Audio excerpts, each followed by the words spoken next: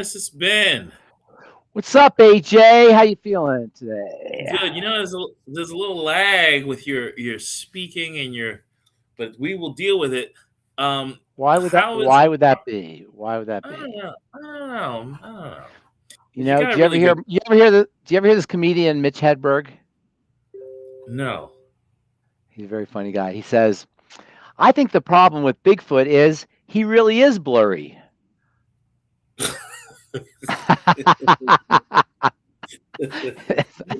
so, so that good. So maybe I really do have a lag. Maybe there's a lag. Yeah, you're dubbed over. That's right. That's funny. Okay. Well, I was just wondering how the hardest working man in nutrition is doing today. Oh man, I'm putting out fires all day long. Oh, you Holy really? cow. But you know what, AJ? Excuse me. You don't get to be a great sea captain by sailing on calm seas. Okay. You like Okay. that? You know? Yeah. Yeah. Yeah. I And mean, I'm learning to be an admiral. pre- I'm learning I'm learning to be an admiral. That's what I'm pre- learning. Holy pressure cow. makes But you know what? diamonds, though. Yeah, pressure makes diamonds. That's right. What's the difference between a diamond and coal? Pressure. Yeah, you gotta we have I think tell me if this is right. We had this idea in the back of our minds subconsciously maybe that if I just get rid of this one problem, I'll be good. If I can just solve this one issue, it's all smooth sailing from there. Isn't that kind of how we operate? I just got this one issue. I just got to get rid of it and I'll be good. And then sure enough, another one pops up right after that. And another one. That's the nature of it. Resistance is built into the system. There's always going to be resistance, I think. It's always Winston Churchill. He said history is one damn thing after another. Mm, And that's kind of how our lives are, right? mm. Isn't that how your life is? Everybody's life is like that. Yeah, it's One damn thing after another. always a challenge Always to. a challenge. Always something to do. If it's not your wealth, it's your health. If it's not your health, it's your family. If it's not your family, it's your dog. If it's not your dog, it's your job. If it's not your job, it's your house. It's just one after another after another. And you just got that's just the nature of it. We don't want to have we don't want to have this point of view or this perspective. Oh, I just got to solve this one problem. I just got to get rid of this one problem. We want us to say, you know, take life one by one, moment by moment. Little one thing at a time, one thing at a time. Remember, I was talking about how you clean the dishes after Thanksgiving. Remember One at dish at a the time. one fork at a time. It may look like there's all of these dishes right in the sink, and you're like, oh my god, one fork at a time. And then pretty soon you just do that one fork, next fork, then the pan, the plate, and next thing you know, dishes are clean. And that's how it's a mental thing. It's a psychological approach. Yeah, yeah, that is a fact, and life is it makes you stronger. What doesn't kill you, apparently, right? I So told, and chaos gives birth to dancing stars. look at that, look at that. You gotta love the entropy. So, pharmacist Ben, the title of our show today is Pharmacist Ben, the big fat lie, and the muscle melting drug trap. Okay, I know the muscle melting drug trap, but what's the big fat lie? The big fat lie was, and it seems like you weren't able to see my articles that I had when I post an art when I posted. I gave you that one on Ozempic. and you also gave me one that talked about the fact that in '77 in the United States and '83 Oh, yeah, UK. yeah, yeah. That was a while. I said that a couple weeks ago. No, you No, said recently it was about yeah, the big fat lie about yeah. saturated fat. Yeah, That's yeah. I thought that was a saturated. couple weeks ago. Yeah. So So, that the gist. Yeah. Well, did you read the article? of course. Tell people the gist of it, and then we'll talk about it. So the gist of the fat lie one is the fact that um, they really didn't use good science when they put out those recommendations. They Correct. kind of they only dealt with men who already had cardiovascular problems, and they didn't use any women, and they didn't use healthy people, and then they didn't and they didn't really share the results properly. The percentages were negligible. There were, in Yep. fact, no shown difference in high fat consumption versus low fat consumption. But the headlines read, saturated fat causes heart disease. Right? That's what the headlines read. But what you just said is like the backstage. It's like the inner workings. It was what was really happening under the hood, so to speak, the mechanics of the study, which is why I have such a problem with epidemiological studies. Remember we talked about the China study a couple weeks ago? You This is mentioned that. Yeah, this is the problem with these kinds of studies. They just tell you the end result, the conclusion, and they run with it, and the newspapers run with it, and the internet runs with it, and you just see the headline, right? Back then they didn't have an internet, but the magazines headlines, the newspaper headlines, saturated fat causes heart disease. How do they know? Well, they tested, but they test women. Did they test healthy people? Did they test what kind of fats they ate, et cetera, et cetera? These kinds of conclusions that are drawn from what are called epidemiological studies. Epidemiology is when you get statistics and demographics in order to draw a determination. They're flawed because you can cherry pick the epidemiological criteria, the demographics. And so in this particular case, just one example, they didn't use women. Another example, they used people who are already sick. They draw conclusions, and you're not going to know that until 40 years later, not even 60 years later, 70 years later, 80 years later. And for 80 years, we're operating under a science or technology that's based on a conclusion that's drawn from bad science, like you said. And how many people are being told what to do by their doctors based on an epidemiological study that nobody thought to look through? So when you hear these things about niacin causing heart disease, that's a classic case, or saturated fats causing heart disease, or glaucoma, or glucosamine causing glaucoma. You've got to dive deep into see what the data and what the criteria and what the specifications of the study were. Like that T. Colin Campbell guy and the China study, where he just drew conclusions from the China study and he wrote a whole book on it, how you have to eat you have to be a vegetarian, not taking into account the specifics of the study, what towns were studied, what people, what kinds of foods the people were eating, whether they smoked cigarettes, whether they were working all day, whether they're peasants or whether they're rich. All these kinds of things play into, or determining factors that play into how conclusions are formed.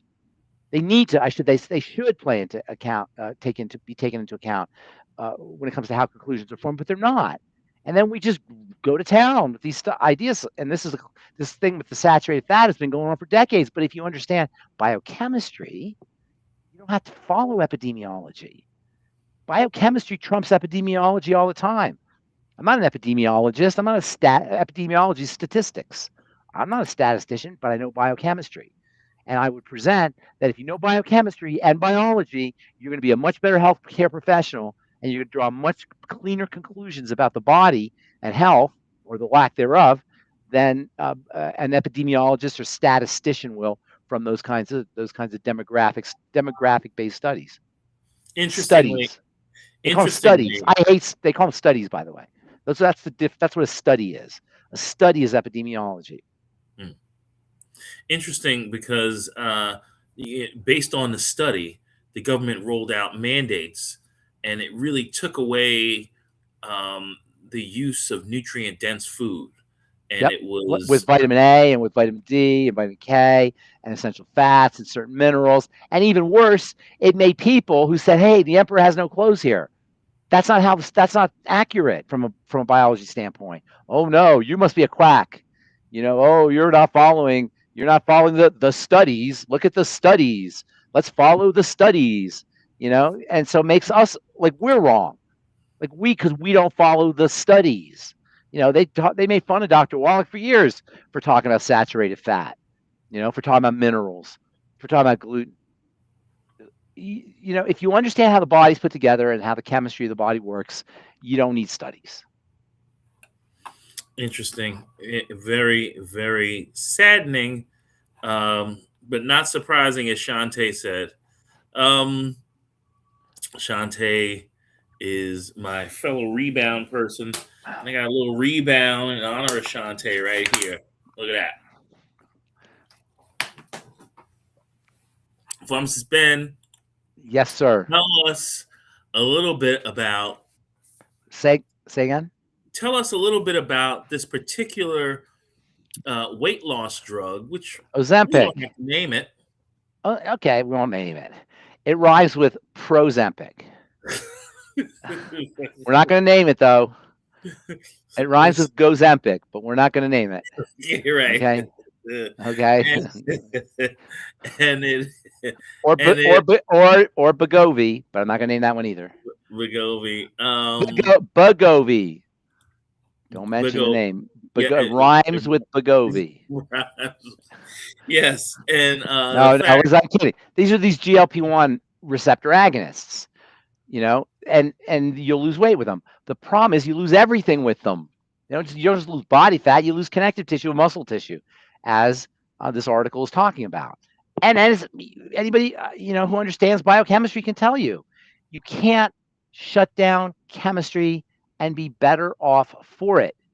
You cannot manipulate biochemistry with a pharmaceutical and be better off for it, with the exception of pain pills. And that's, you're not going to be biologically better off, but you'll be, psychologically better off. You won't be in pain. And I'm a big believer in pain pills.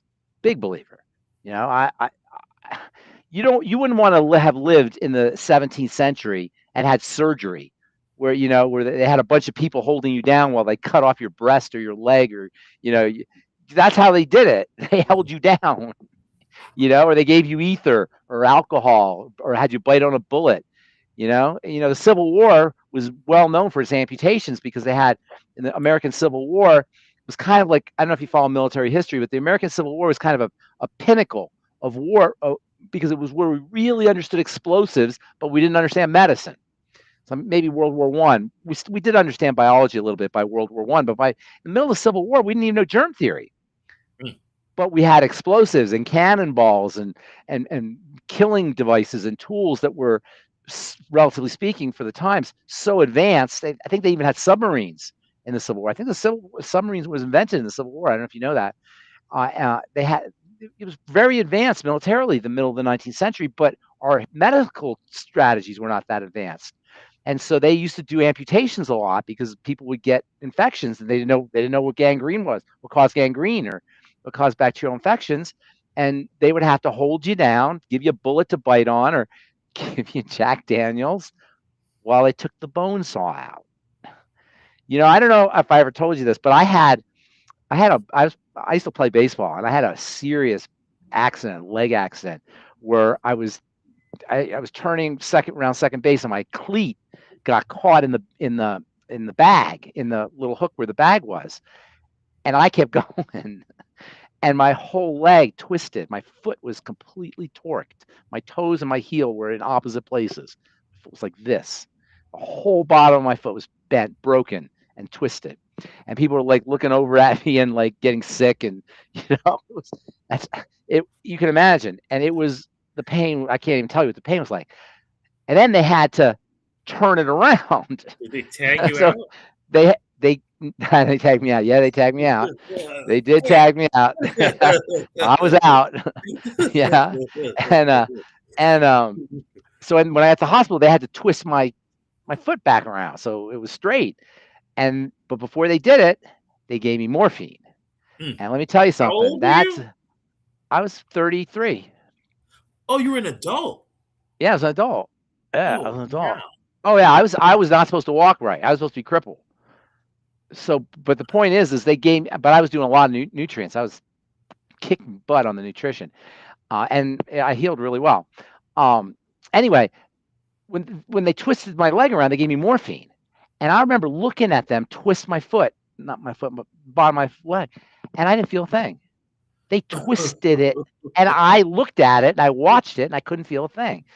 And so let me tell you, pain pills they're miraculous. And antibiotics obviously have saved a lot of lives. But other than that, you can't manipulate biochemistry pharmacologically and be better off for it. There's going to be a price to pay. And, the GLP-1 inhibitors, you'll lose weight with them, but there's going to be other things that happen. And it reminds me the Cat in the Hat comes back. Oh, part Do you two? remember? I You didn't remember read the? part two. Yeah, No. there's the Cat in the Hat, and there's the Cat in the Hat comes back. Okay. And the Cat in the Hat comes back. This guy, one of the kids, gets red paint on the snow, and they want to get rid of the paint. So the cat has little cat A and little cat B and little cat C, and little cat A gets. And I read it a long time ago. I don't remember the details, but little cat A gets rid of the snow on the red on the snow, but the red ends up in the bathtub.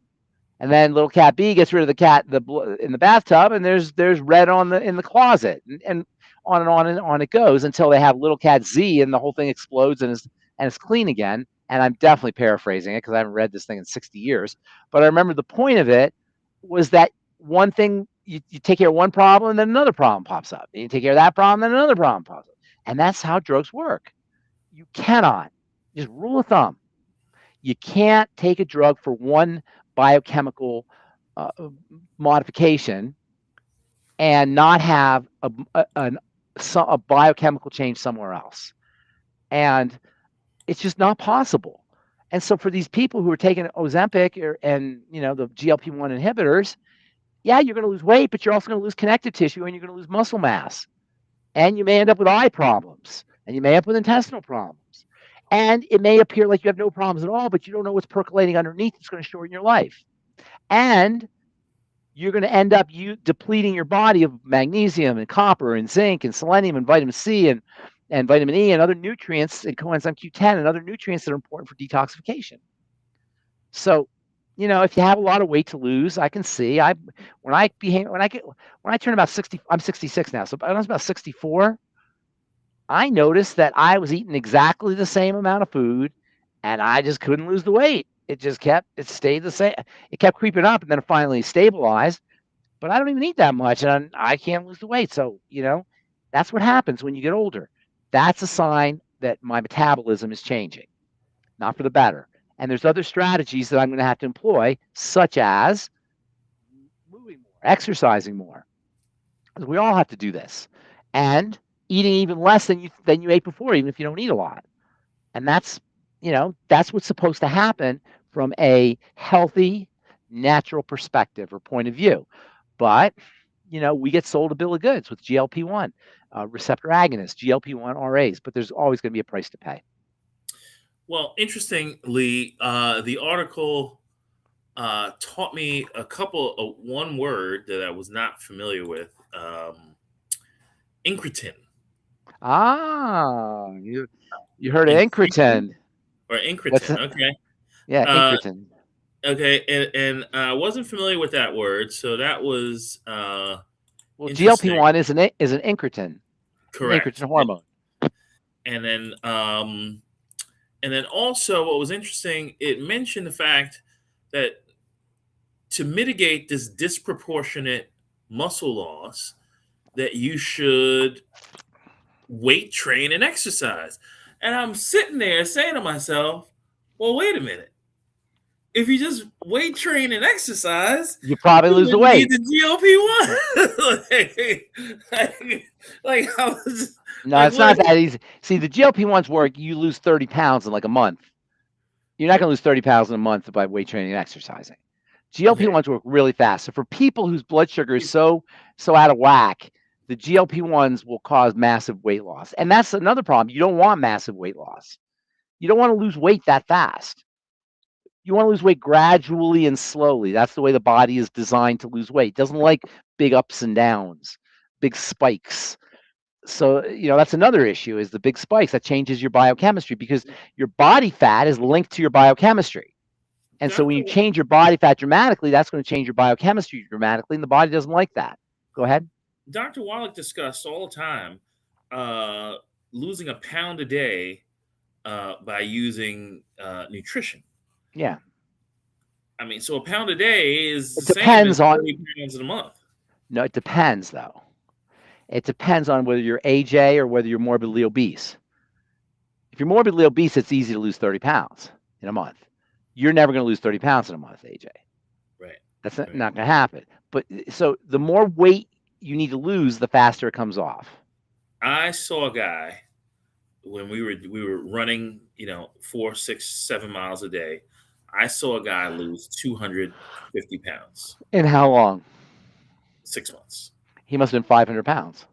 He was close to 500 pounds. Yeah. If you're 500 pounds, you can lose 250 pounds. But that last 50 pounds, to go from 250 to 200, that's going to be way harder to lose. Trust me, he didn't care about the last 50 pounds. Yeah, I know. After he lost I that, know. I know. But if he did care, he walked around like this. yeah, I bet. I knew a guy, and I still know him. Actually, and he wasn't 500 pounds, but he's 400 pounds, and I saw pictures of him, and it was it was awful. And he's 180 now, and he lost it, and it was amazing. But one of the things that happens when you lose that much weight is you end up with loose connective tissue because your connective tissue stretches. And then when you lose the weight, the connective tissue doesn't come back. It doesn't spring back. If you're not healthy, and most people aren't, not healthy enough, and you end up with with saggy skin. So, and if you're losing that much weight, you end up with a lot of saggy skin. But Lots of it. if you're using minerals and you're It'll help. you're exercising to lose the weight, Yeah. I think it's a little bit better. It'll help. It'll help, depending on how much you lose. Losing 250 pounds, though, can you imagine how stretched out you have to be 250 pounds overweight? I mean, think of your body. You go probably 180, 190, I'm guessing, right? If you added 200 pounds to that body, can you imagine what happened to your skin in order to get to contain that extra 200 pounds? It would have to get stretched out. And then you lost the 200 pounds. What would happen to all that stretched out skin? It wouldn't come back. It wouldn't bounce back. It's not a spring. It would hang. And that's what happens. Yeah. And that's one of the things that Ozempic does. That's what they call that Ozempic face or Ozempic butt. And Ozempic can do that. It can cause this sagginess.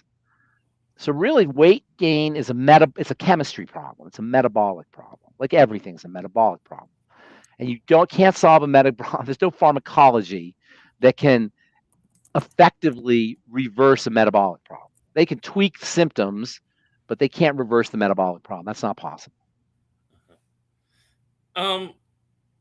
So I was watching one of your shows that you did in the past with me earlier today, and I was just like, "Damn, this guy's brilliant." but you were saying, I can't even remember at this very moment, but you were dropping the jewels. And what was it about? What was I talking about?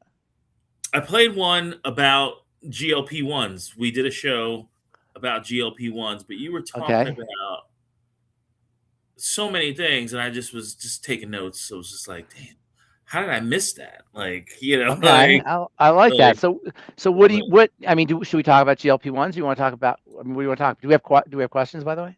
I do have some questions. First and foremost, I have a woman who, and we may have touched on it before, but she's got MS. She's got, but what she revealed to me was that she's had prolonged digestive issues. Oh, really? Well, Shocker! Shocker! Yeah, shocker! She has MS and a digestive problem. I was watching the football thing, the draft. Did you follow any of that? The NFL draft and all that stuff. A little bit. They got this one guy. Just a beautiful human being. He's like 22 years old or something like that, 21, 22. Just this beautiful guy. He has this great energy. And they showed him talking about his mom. And he said he does everything for his mom. He loves his mom. And his mom, as it turns out, is in a wheelchair. She has MS. Beautiful lady. Fernando Mendoza, #1 draft pick. Wow, you remember? Right? Yeah, his mom has MS. And I'm thinking, she needs to call me. It's a food problem. And he says she's battling MS. You don't need to battle MS. You got to eliminate the source of the problem. There's something really interesting. You ever notice? Do you watch the news at all? World news more so. If you watch the news, you gotta be careful. You can watch the news, but you gotta put your psychic hazmat suit on because there's a bunch of hazardous waste that's getting spewed off of the television. television. Okay, well, Yeah. we say television. No, yeah, or television. That's right. That's good too. Right? And that, because you watch a television that programs you. It's a Oh pro man, yeah, it's a you're going down, program. you're going down the hole, Right. man. Don't go down Right. the hole. Right. So you gotta watch out for that television program, And so you gotta be careful with the television. But the television, if you watch it, especially the news, there's nothing new about it. It's all the same stuff all the time. Right? It's the same old BS. It's the same today as it was when I was a kid. War this and murder that and accident there and economy this. What do they all have in common? They're there to make you scared, to put you in fear. And when you're in fear, everything's about fear. Do you ever see on the news how exciting and happy and great everything is? No, it's all about this war and this strait being closed and this oil thing and this guy being assassinated and Charlie Kirk and all the crazy stuff that's out there. All of it is to put you in this kind of defensive posture. And most of us go through our lives in a defensive posture. Okay, wait a second. Everybody who's watching this show, close your ears. Pharmacist Ben, are you trying to say that there are beings who are feeding off of our negative energy? I didn't say that. That was you saying that. I didn't say anything. I didn't say that. Don't be putting that on me. This is the point. Don't be putting that on me. That's your weird ideas. I know where you're working. I see you working on there. No, I didn't say anything about that. We putting that on me. But here's the point. It happens in the body too. The body is in a defensive posture. Inside, we're psychically in a defensive posture, psychologically in a defensive posture. We go through our lives in a defensive posture. We talked about how that activates the emergency nervous system, and all disease is controlled at the sympathetic nervous system level, and healing is at the relaxation level. That's why praising God and being spiritual and being mentally correct and emotionally correct is so important, neurologically and physiologically. But internally, our metabolism is also in a defensive posture. What is the manifestation biochemically and biologically? What is the manifestation of a defensive posture? The manifestation of this defensive posture is inflammation. Oh, understood. Inflammation is a protective response. It's a defensive response. So if all disease is inflammatory, and it is all inflammatory, when I say dirty blood, you know how I always say dirty blood, right? It's really inflamed blood. It's not the dirty blood, it's that the blood's inflamed. Do you know the blood can get inflamed? I know now. Now you know. So it's inflamed blood. And so inflammation is the calling card of the immune system, which is the defense system. So not only are we psychologically in a defensive posture, but we're metabolically in a defensive posture. And there's a clue there. Because if you want to end a defensive posture, what do you have to find out? What's the opposite of defense? If you're playing basketball, you have defense and the offending agent. Right? It's that simple. It's that simple. It's a little twist, there's a little twist there, because sometimes the offending agent can be a negative offending agent in the sense that it's something missing.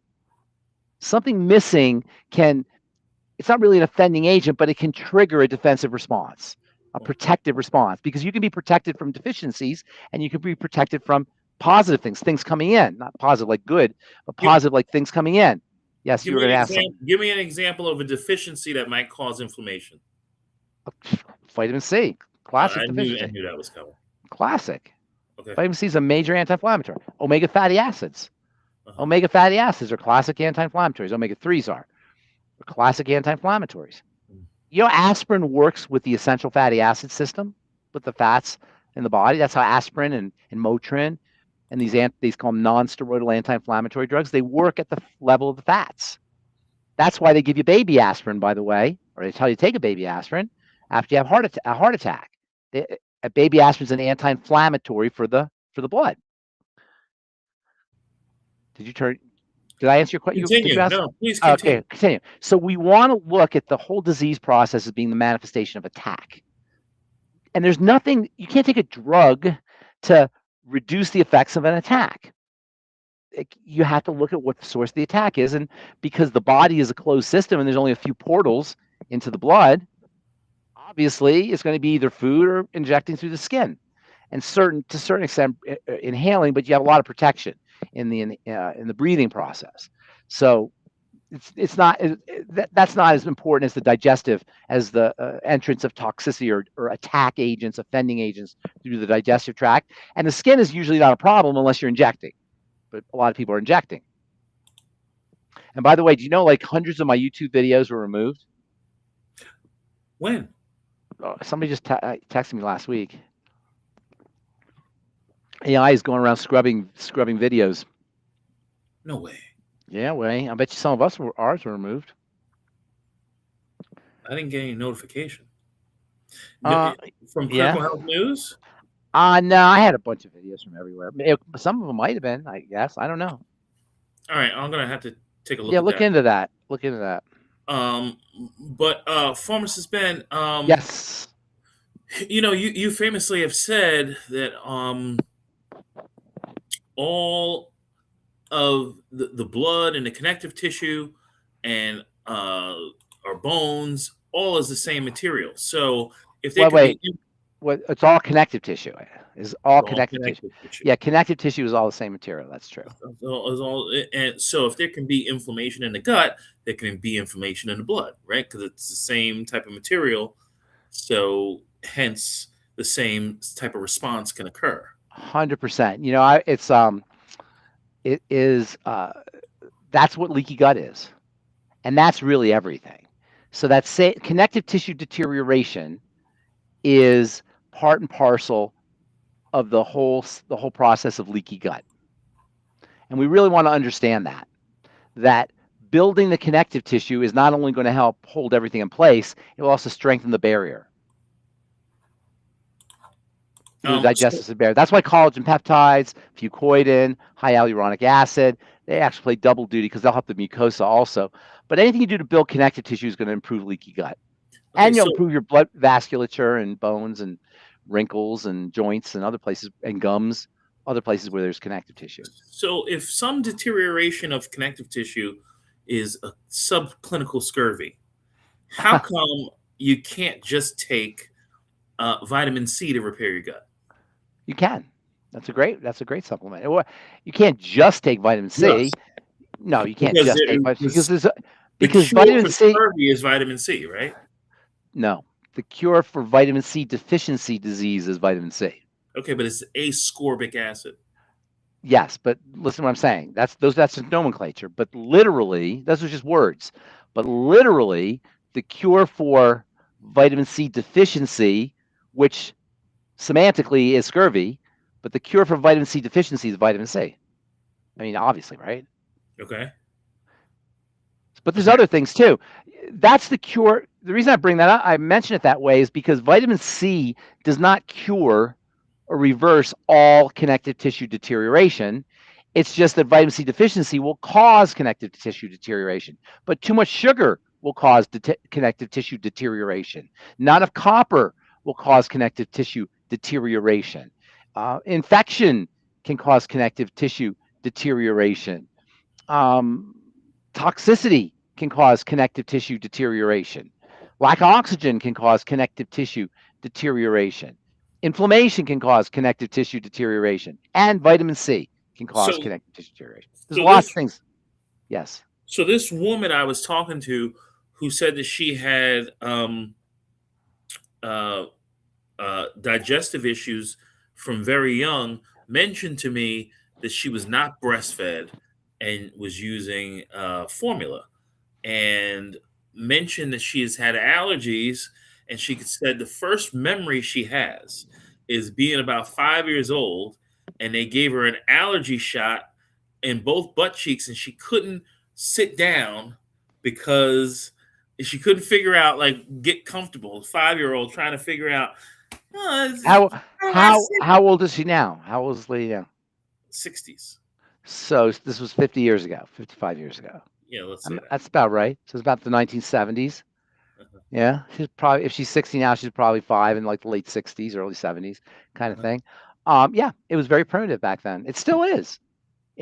Listen to the whole syndrome. You know what a syndrome is, right?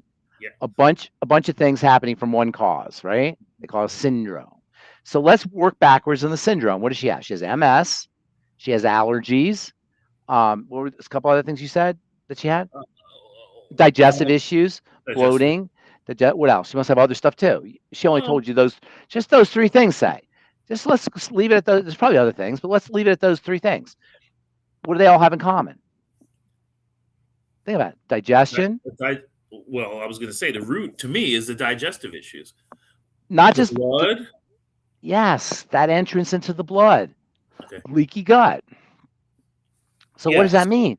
That means she can be reverse it. Like when I saw that guy talking about his mom, I want to yell into the TV. I can help you, not because I'm a genius, but I can. This is logical. Michael J. Fox has Parkinson's disease. Muhammad Ali had Parkinson's disease. There are people, great people, football players who have these kinds of diseases, and celebrities who have these kinds of diseases. And where do they go? They go to the medical model, and they get worse, and they get worse, and they get worse. I can help you, Michael J. Fox. I could have helped Muhammad Ali, not because I'm so great or so smart, but because this is the mechanism. And I wouldn't even help you. I tell you how you can help yourself. I say that better. Yeah. But look, this is the world we live in, and that's why the 22 people on the call here, 24 people on the call, are at the head of the curve. It's like humanity lives in a bell curve, right? You know what a bell curve is, right? Yeah. Bell, and the bell is the middle part, but there are two edges to the bell.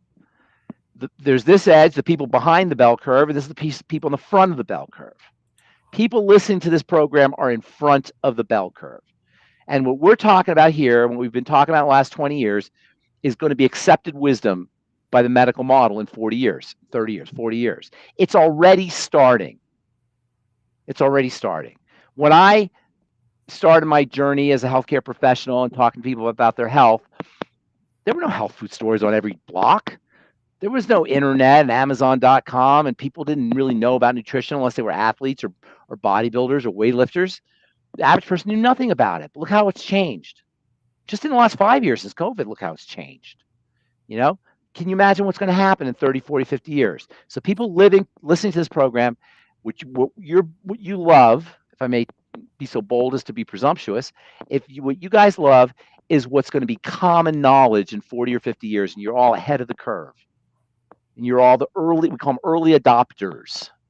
You're all the early adopters, the people who are leading the way. And that's who we're talking to. They're people who are leading the way. People like Dr. Wallach, those are people who are leading the way. Pharmacist Ben. So Yes. this woman, I think that I'm helping her properly. What would you suggest that she do? First of all, I do a And food she's keeping diary. a food diary. Okay, so notice Number things. one. Have her notice things. Go to Critical Health. Have her notice things. Oh my God! Every time I have beans, my MS gets worse. You know what she noticed? You know what What? she noticed? What? She noticed that she was eating nuts, and the nuts gave her inflammation. Right. And then Now, she said, how many people are eating nuts "All right, out there? I mean, how many people are eating nuts and don't know that? Right? And she wouldn't know that. If she didn't call you and had her do food diary, she'd be eating nuts her whole life, wondering out why she's breaking out. Her doctor will go, I don't know. There's no reason for it.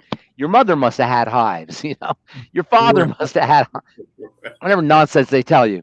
Right? But now she does a food diary and she starts to see things. Yeah. That's why I always say do a food diary. It reconnects you with your body. We are disassociated from our bodies. Human beings live in their heads, not in their bodies. You do not want to spend most of your time here. This will drive you crazy if you're here. Not only that, it will activate the stress nervous system because the brain or the mind, however you want to call it, is always in the past and in the future. It's never in the present. It's always predicting, or it's anticipating, or it is worried, or it has regrets, and it has guilt, and it has shame. That's what the mind does. It's always in the past and the future. Where can you come back to the present? In the body. The body lives in the present. The mind lives in the past or future. The present, the body and the present are where you stand down. And just by focusing on a part of your body, your breath, meditation experts and meditators always focus on the breath. You can focus on your heartbeat. You can focus on an organ. or fit your fingers or your toes or your feet. You can focus on parts of your body and you will activate the calming parasympathetic nervous system. Great strategy to fall asleep, by the way. If you can't sleep at night, focus on your body. Notice that when you can't fall asleep at night, you're in your head, right? You're never in your body when you can't fall asleep. If you're in your body, you're asleep. When you're up at night, you're like, oh, this happened, that happened, this is going to happen tomorrow, and this person said this, etc. I do it. And when I find myself doing it, you better believe I go right back to my breath. Do it right now. Try it right now. Notice how you relax when you go to your breath. Pay attention. Don't breathe. You're always breathing. So don't do anything different to your breath. Don't change your breath. Just watch it. Don't change your breath. That's not the point here. Watch it. Are you watching it? Yes. You paying attention to it? Do you notice how you calm down when you pay attention to it? I did calm down. Imagine if you did it for 5 minutes. You only did it for 1 second, 2 seconds. Imagine if you do it for 5 minutes. Just paying attention to the breath. Paying attention to the body puts you back in the present. When you're in the present, you're safe. Think about it. What's wrong in the present? The very, very moment, this moment, the nano moment, if you can break it down, which is, of course, you can't do really because it's constantly moving. But if you could break it down, you have enough air, you got enough biochemistry, your heart's beating, all your senses and cells are doing what they're supposed to do. Everything's perfect right now. It's only when you predict that you got a problem. It's only when you put yourself in the future. In the present, there's no problems. And returning the body takes you to the present. Returning the body takes you to a place where there's no problem. Even pain. The next time you have pain, notice that the pain itself is not the problem. It's what is associated with the pain. Oh no, I'm in pain. Oh no, what does this mean? Oh no, this really hurts. The pain itself, if you focused in on it, would be just a neural sensation. The pain itself. And there are people who actually endure pain that way. And that's how, in a way, that if you put yourself deeply and become one with your body, you can survive a lot. Unfortunately, we do have nerves, we do have neurology, and pain, while we hate it, is very important for the body. So it's hard to, you're not going to get rid of the pain, but you can deal with it much more effectively if you zoom in on it and really digest it and feel it. And just break it down into its building block components as best as you can. You're not going to get rid of it, though. The pain is there to tell you that you're doing something wrong or that there's something wrong. So you're not going to get rid of it, but you can deal with it more effectively. Oh my goodness, I didn't know that we got questions. The time has flown by so fast. I didn't know that I was here talking to philosopher Ben. I thought I was talking to pharmacist Ben. No. So let's see. I had a question from Rumble. We're gonna take Bruce. I probably will get your question later. Baclofen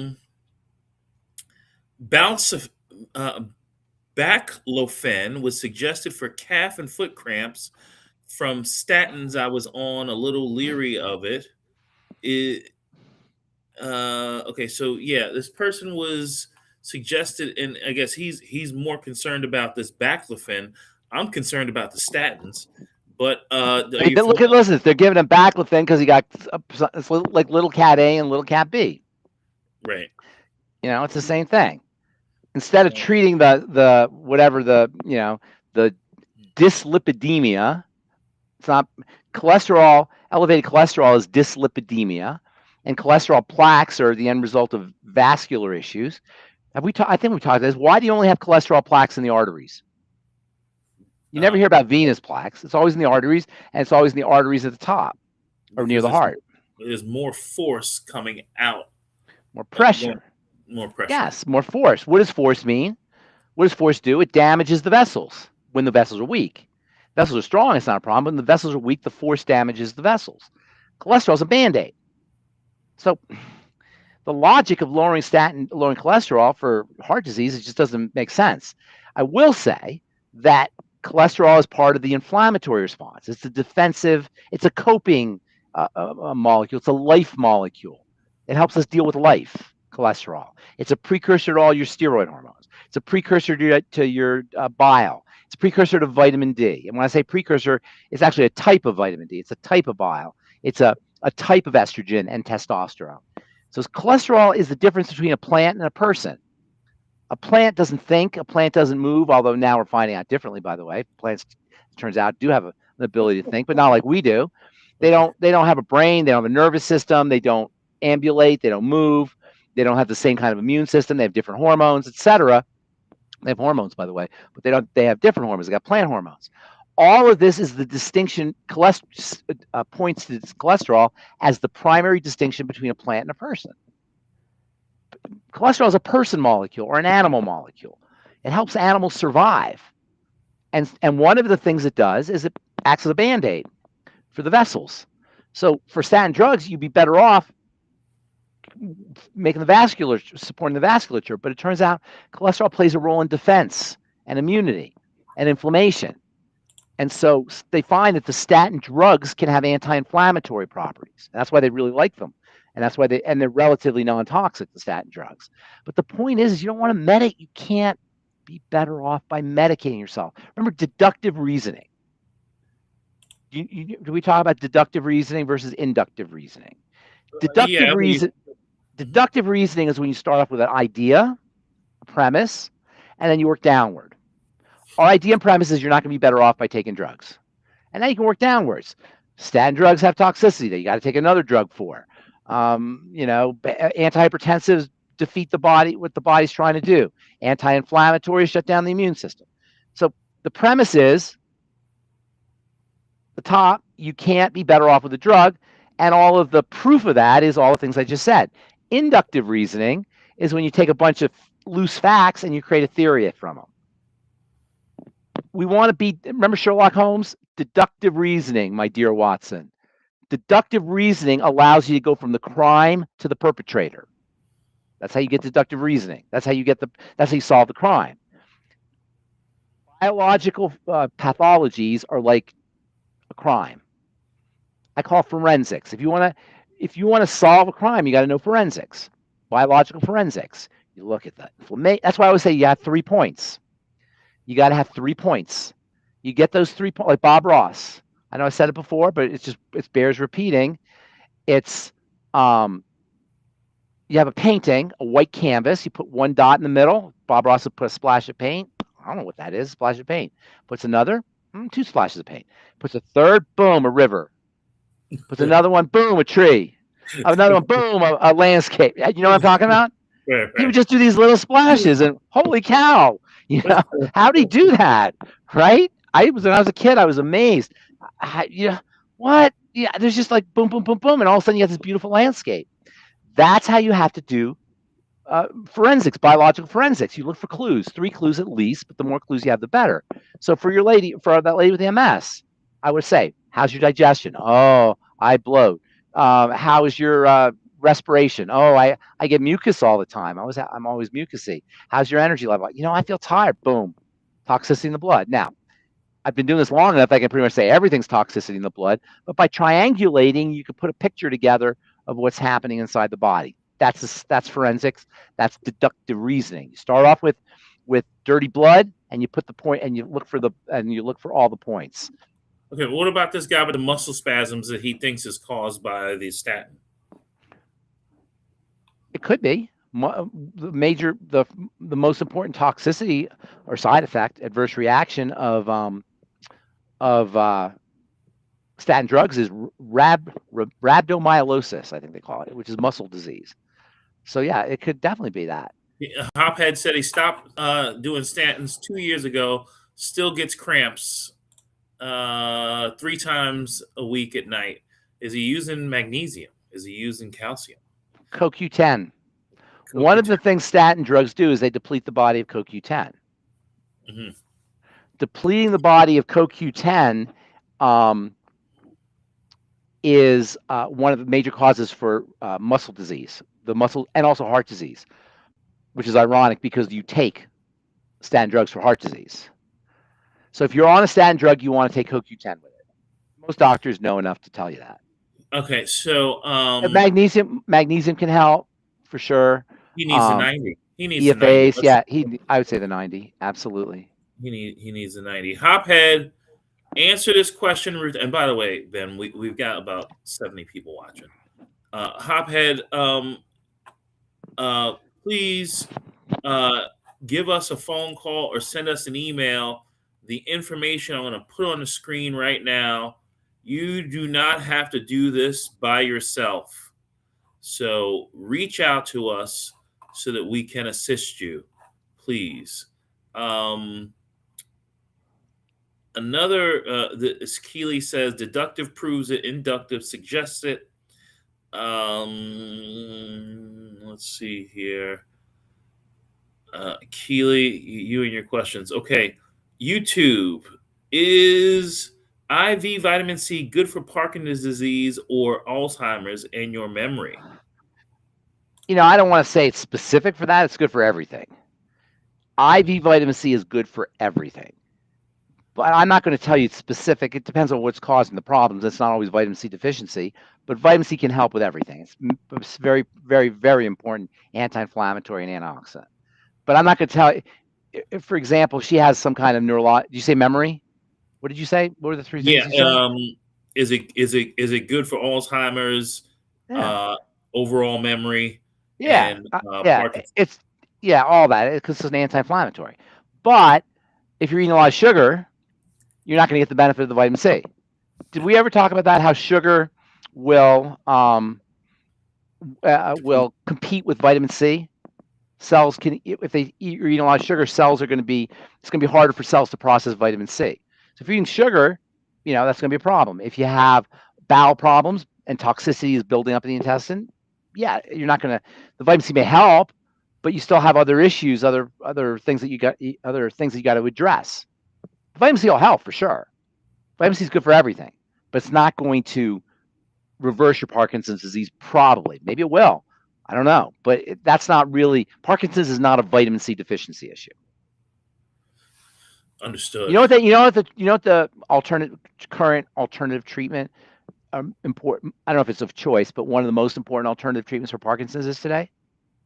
Don't say it. Yeah. Yeah. Don't say it. Okay. What is it? You tell me. It's the it's transplanting something that comes out of one person into and putting it into another person. Yeah. What is it? Fecal matter. That's what they give you now, or alternative. Not doctors don't do it. And there's actually capsules that you can actually eat. You know what I'm talking about? Literally. But they're sterilized and all that. But what good is if it's sterilized already? Because dead bacteria actually have things that are beneficial. Dead bacteria actually can promote the growth of certain bacteria. So they don't have to be live. So just back to the breastfeeding. If someone was not breastfed, can they just take? I mean, what kind of spectrum of probiotics would they need to really have a good gut flora? If somebody is breastfed, if somebody's formula fed, yeah, someone was formula fed. There's no way you can't do it. Formula. I know if you can't make milk, obviously you got a problem. But there's La Leche League. There's places we can get breast milk. There's no way to duplicate it. Those things they give you in the store, the formulas, not only don't they duplicate it, but they may be among the most chemically damaging or chemically dangerous substances you could ever ingest. Not only are they a source of rancid fats, a major source of rancid fats. And that's how they get it creamy. That's how they get it milk-like, is the rancid fat, is the fats, the oils, but they're rancid. They're sunflower oil for the most part, corn oil, that kind of thing. Terrible GMO on top of that. But there's no way to duplicate what's in breast milk. There's so many things in breast milk, and there's probably things that we don't even know are in breast milk. They're in trace amounts and microscopic amounts. It's not possible. So if you can't breastfeed, it's tough. It really is tough. There is La Leche League where you can get breast milk, and I don't know a lot about it. Yeah. But as an adult, what would I mean, is there a broad enough spectrum of probiotics? I mean, obviously, No way to know. There's so many different probiotics in the digestive tract, and they're all in proportion. And the proportions change with certain foods, with certain lifestyle issues, with certain mental states. Probably, I don't know that for a fact, but it makes sense. With biochemical changes in the body, there's no way you can we need hope approximate here. it. So how about some suggestions? Get a broad spectrum and eat fermented foods. Get as broad spectrum as you can, and go by your symptoms. And use and experiment with probiotics, experiment with doses, experiment with when you take them. Just experiment. Probiotics are very unique in the pantheon of nutritional supplements because most nutritional supplements are molecules. Sometimes you get macromolecules or complexes of molecules, but they're molecular. Probiotics are living or formerly living. They're creatures. They're entities. They're living or formerly living substances. So in a way, they're more like food, and there's some. I heard of this one carnivore saying, talking about vegetarians saying, "How come you eat algae? How come you eat fermented foods, fermented veggies? That's bacteria, and you're eating them. They're alive or formerly alive. So it's really hard. They're unique in the pantheon of nutritional supplements, and there's no real regulatory bodies for probiotics. There's regulatory bodies for nutrition, but there's regulatory bodies for supplements, but there's no regulatory bodies for probiotics, although they're working on that. I'm looking here. Somebody says, Keely talks about goat's milk, and Doc, 100%. Goat's milk is the closest that you can get. It's still not human milk, but it is the next best choice. That's absolutely true. Goats are like roughly the same weight as weight. us. Yeah, it's still not like human milk, but Doc is right. Okay. Mark, our funny guy, Mark, does Ben have any thoughts on camel milk? Yeah. What about, I don't, camel milk is the thing. It's not funny, but giraffe milk. But you think about a milk, cows make milk and they're easy and cows are beautiful animals. I love cows. Absolutely love cows. You should go on YouTube if you haven't yet and look up friendly cows. Cows are just the most sweetest animals. There's ornery cows for sure, but they can be very, very loving and very sweet cows. So I like cows. But why are cows some kind of special milk? What is special about cow's milk? Why don't we drink squirrel milk? It's abundant. It's abundant, right? But the milk itself, I mean, camel's milk, goat's milk. There's no real reason the cow's milk is this holy grail of milk. You could have, we could eat dog milk. We could drink dog milk or squirrel milk. It's the same stuff. There's no real reason not to. Squirrels make milk? Yeah, all mammals make milk. I didn't know squirrel was a mammal. I thought it was a rodent. A rodent's a mammal. I knew that.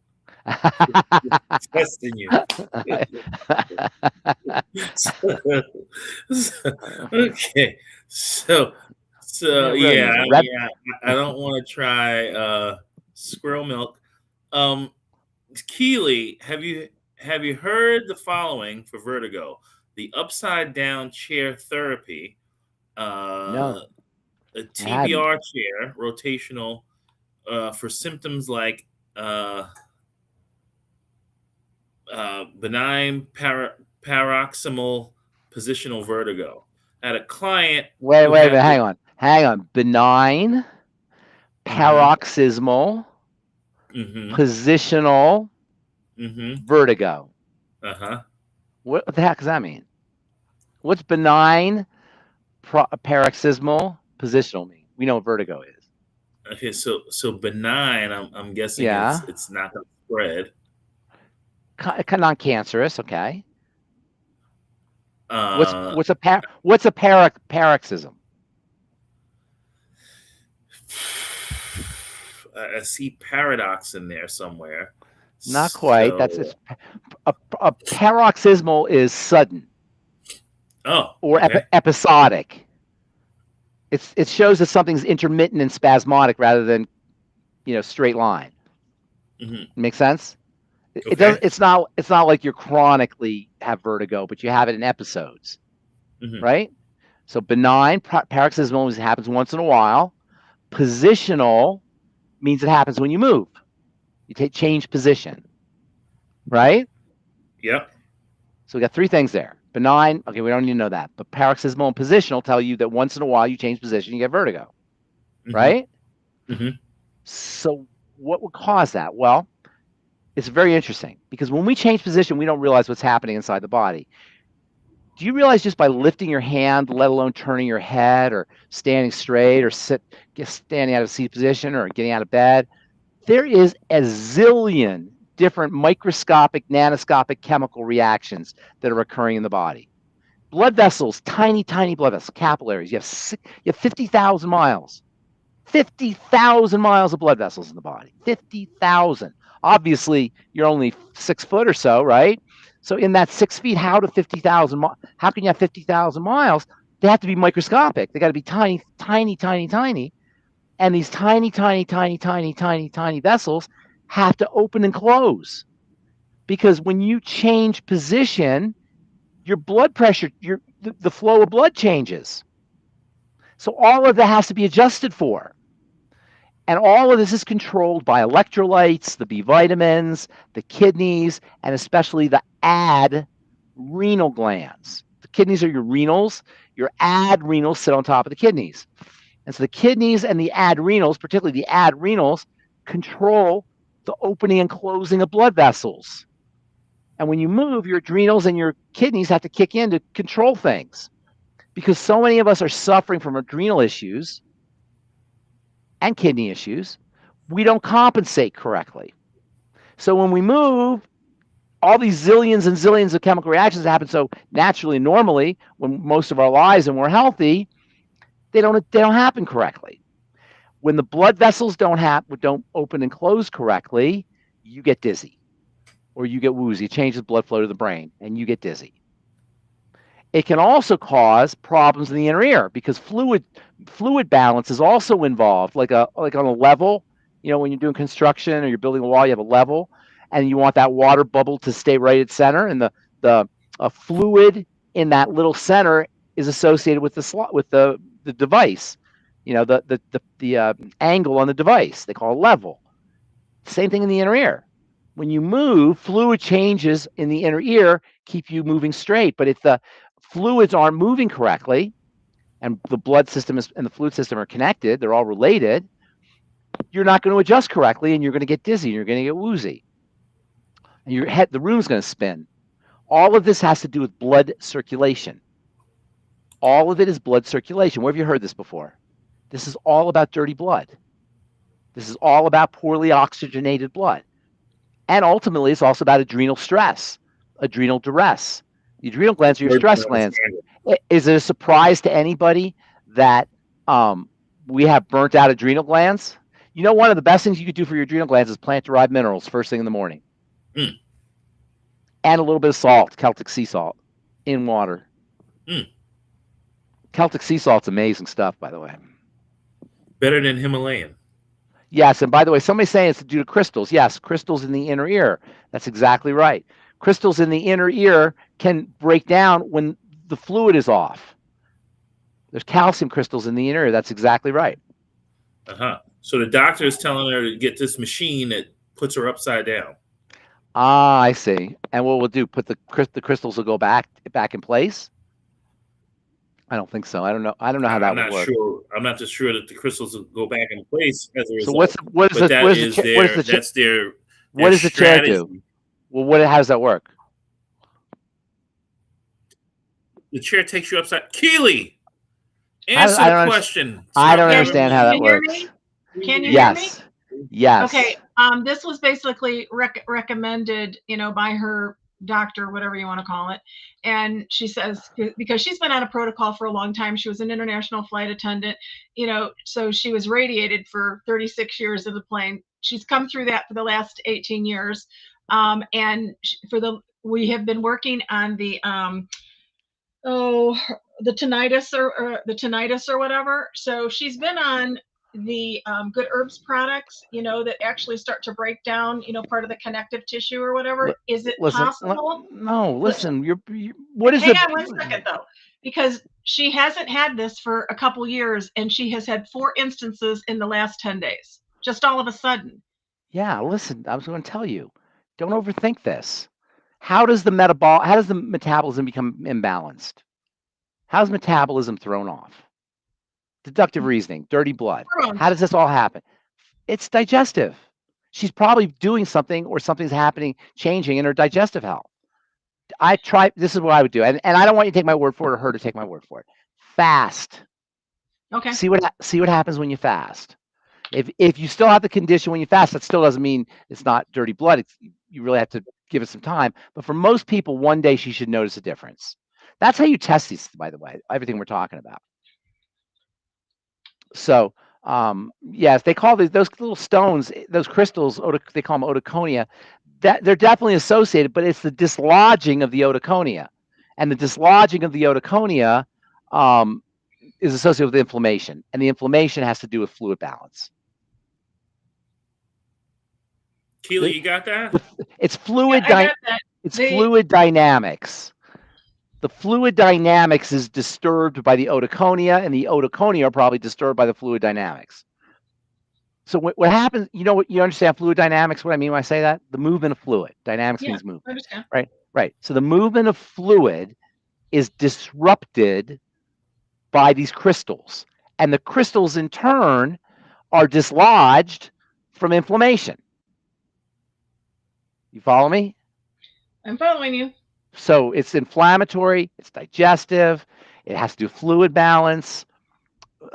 There's a bunch of stuff that's happening. So otoconia are definitely, or ear crystals, whatever you want to call it.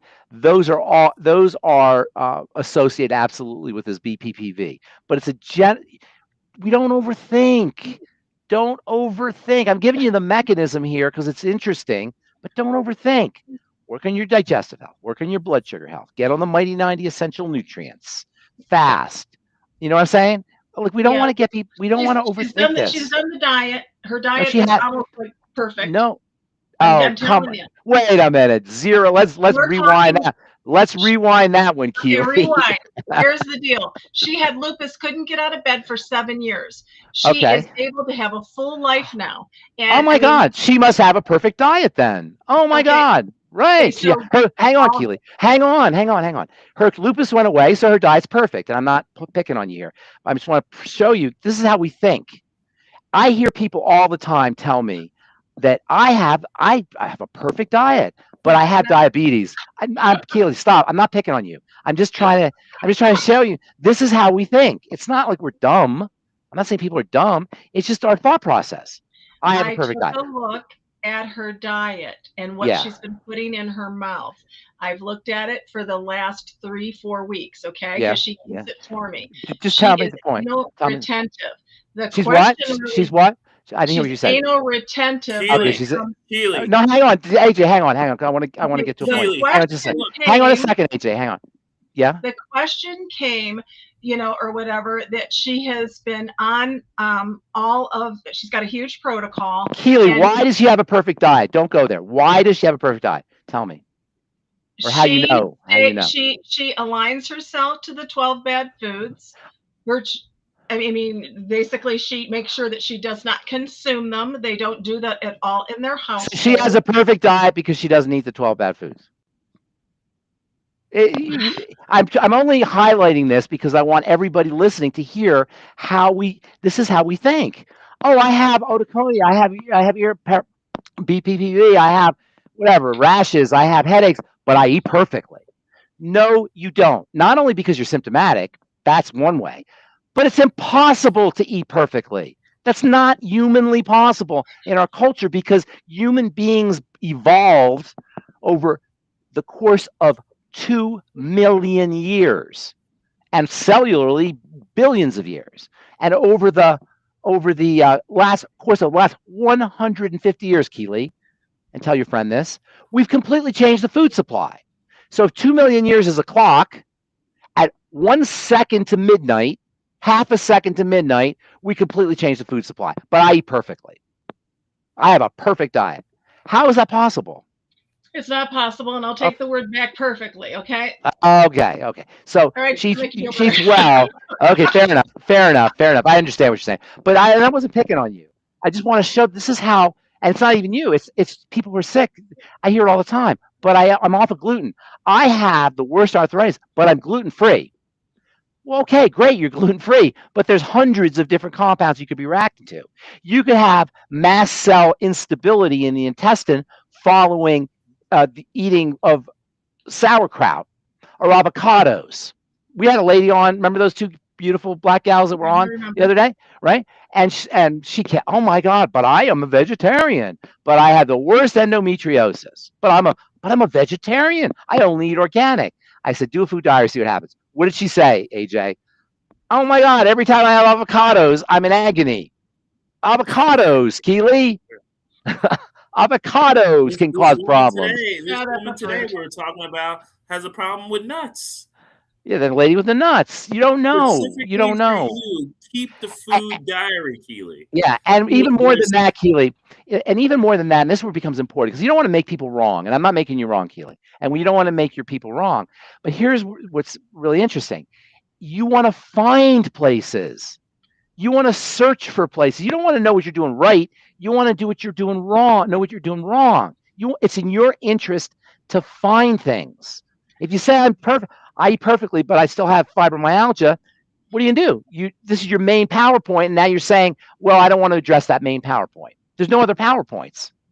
So you want to find the things. As we've been trending her food log, there are no reactions that she is having that she noticed other than that she noticed. And this was the Keely, hang on. You said two things there. You said there's no relaxes, right? There's no relaxes having that she's noticing. That's the key.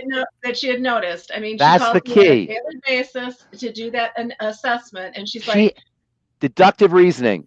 Do you believe that and I don't know her, so I'm going to ask you, but I'm not really asking you. I'm asking her, and you can ask her this. Do you believe that inflammation and toxicity is behind all your health challenges? Do you believe that? And if it's no, then you say, okay, fine. Then there's nothing I can do for you. But if you say yes, and then which is the most logical answer, by the way. But if she says no, there's nothing you do. Nothing you do. Fine. Go and sin no more. Jesus loves you. You're good. I can't help you. Seriously. I'm not even interested in helping you. You're on your own. But if you believe it, then we can help you. Then you're going to dive in. Then you're going to find. If you say, no, it's not inflammation. No, it's not toxic. Because I checked. I ate and I saw. Okay, good. Then it was a little elf that shot an arrow at you. I don't know what it is. It's a weight. It's a miasma. It's your genetics. It's your mother. I can't help you then. I want to help you. And the only way I can help you is if you accept as a premise and then work downwards. Accept as a premise that all disease is inflammatory and all inflammation comes from a defensive response. And all defensive responses imply something attacking or entering into the sacred space, which is the blood. And now we can work. You follow me? If you have that deductive reason, then you'll dive in. Then you won't say, oh, but I eat perfectly. Oh, but I don't have any symptoms. You'll say, where am I finding these? And as it turns out, logically, we don't really know if our bowel movements are complete. We don't even know if we're having good bowel movements because we don't know. We don't ask people. Do you have a book of turds and the different shapes? There are books like that, by the way, but nobody pays attention to that. You know what I'm saying? It's like we don't really know. People don't even know they have heartburn sometimes. And you have to kind of dive in. Some people don't even know what a digestive symptom is. So you have to dive in. But all of this presupposes that you accept as a premise the top. You follow me, Keely? If you accept that is the premise, that all disease is inflammatory, and all inflammation is defensive, and all defense means offense, and all offense means something's got into the blood, and the only way things get into the blood are injection and digestion, then you have to work there. Now, not everybody believes this, by the way. I don't see how you can't, but some people say, no, it's your genetics. There's lots of people that say, no, it's hereditary. Your mother had it, so you're going to have, mother had heart disease, you're going to have heart disease. There's a lot of people say that. But you know what, Keely? That takes our power away from us. Some people would say you're blaming the victim. I say you're giving the victim his power back. The medical model says, oh, it's not you. It's your mother. It's in your genes. You have it. You're stuck. Don't worry about it. You can eat whatever you want. You can do whatever you want. Live your life wherever you want. It's your mother's fault. It's your genetics fault. Or it's a virus. It had nothing to do with the Coke that you're drinking or the French fries or any of that. It's the virus. And guess what? You can eat whatever you want, but we can kill the virus. Or we could give you something that will take care of the virus. It takes our power away. It disempowers us. We have a world in general and a medical model in specific that is almost intentionally constructed to disempower us. And that's why we go through our lives disempowered and miserable. And we suffer from something called learned helplessness.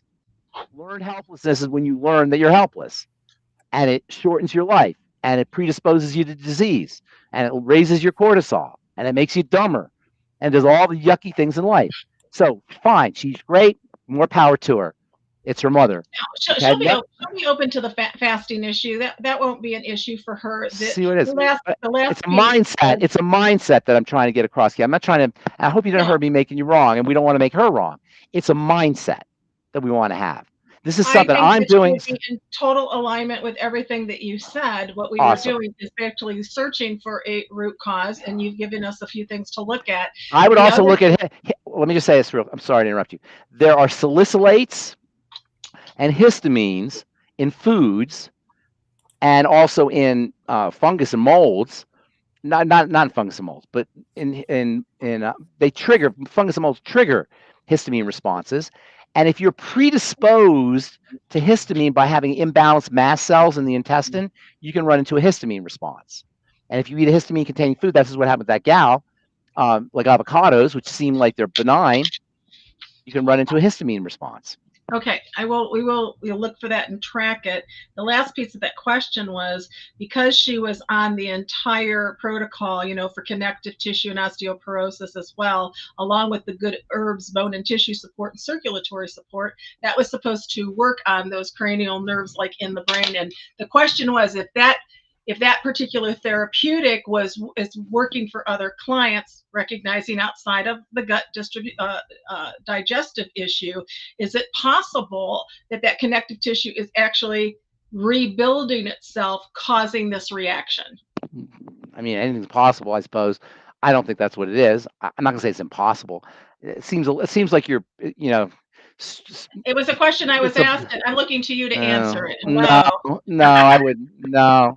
I would not say that. And the good herbs and all that herbal stuff, you're not going to correct a metabolic imbalance with good herbs. There's nothing wrong with herbs. I studied pharmacognosy when I was in pharmacy school, and I had an herbal pharmacy for many years where I actually literally went out and picked herbs and tinctured them and glycerized them, and I had a whole shelf of Damiana and St. John's wort and valerian and Vitex and all kinds of herbal medicines, and I would actually use them and dispense them. But you're not going to correct the metabolic imbalance with that. It's all metabolism. And I will guarantee you, I haven't looked this up, but I will guarantee you that there's a relationship, just because of deductive reasoning. And why don't you look this up, AJ, while we're on? A relationship between benign, paroxysmal, positional vertigo and metabolic syndrome. What does it say?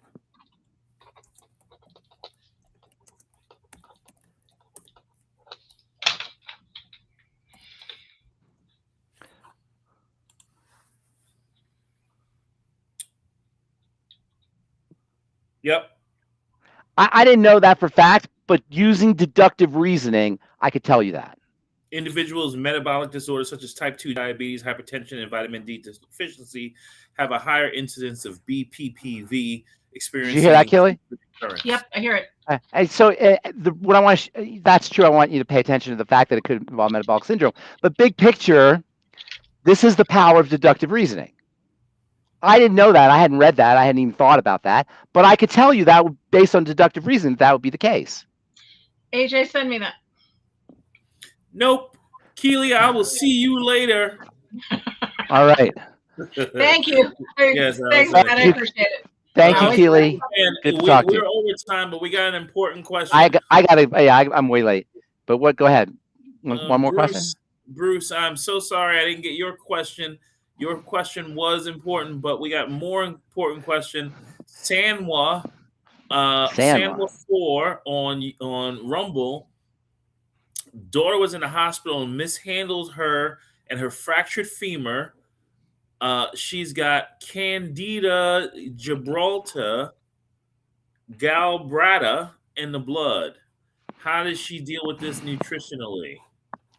Probiotics, microbiome, fermented foods, but it's a big mess. So in the hospital, she got a Candida infection in the blood. That's what they think, yes.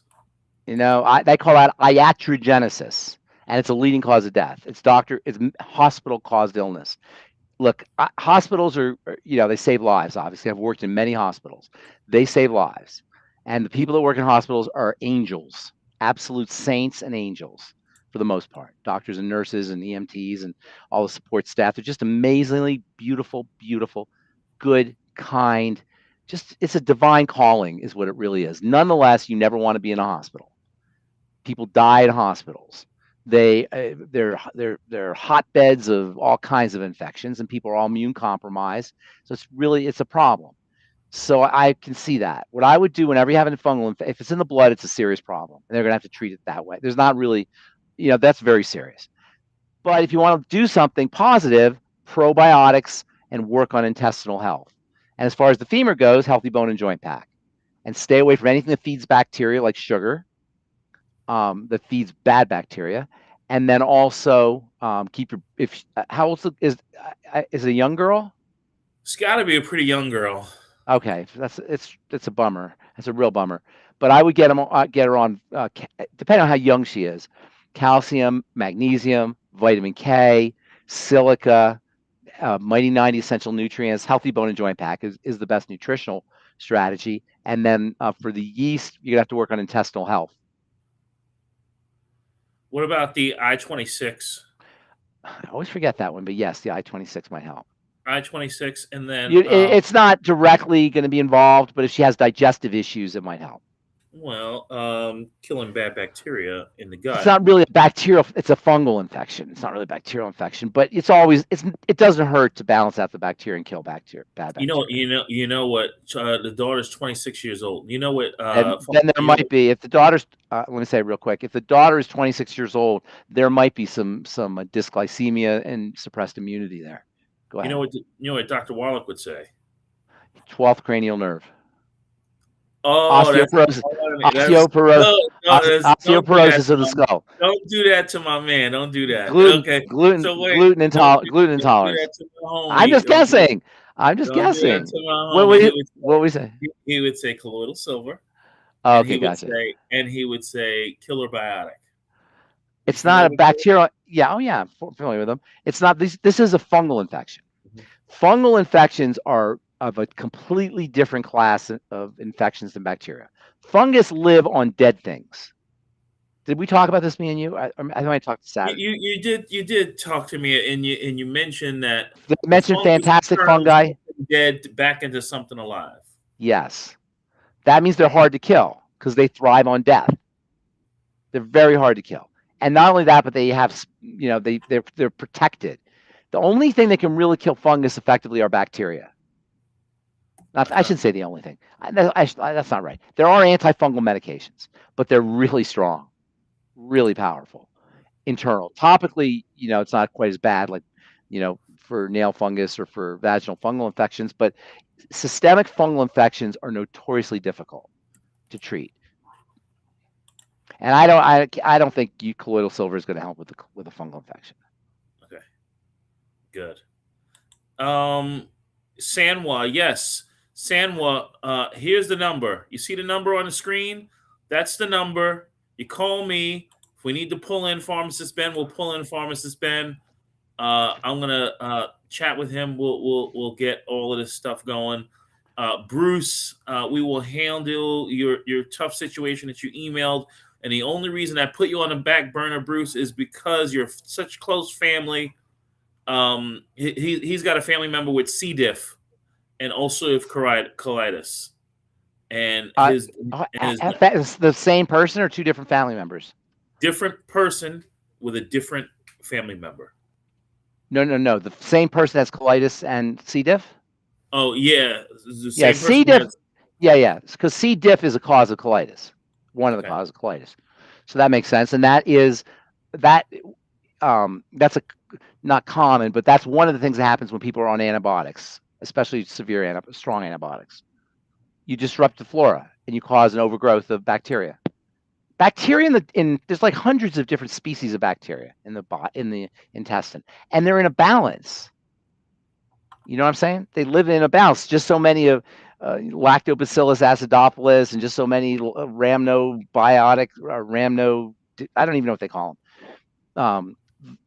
There's different lactobacilli and different bifidos, and there's zillions of them. I don't know much. I'm not good on microbiology, but there's zillions of different bacteria, 10 trillion, 100 trillion in your gut.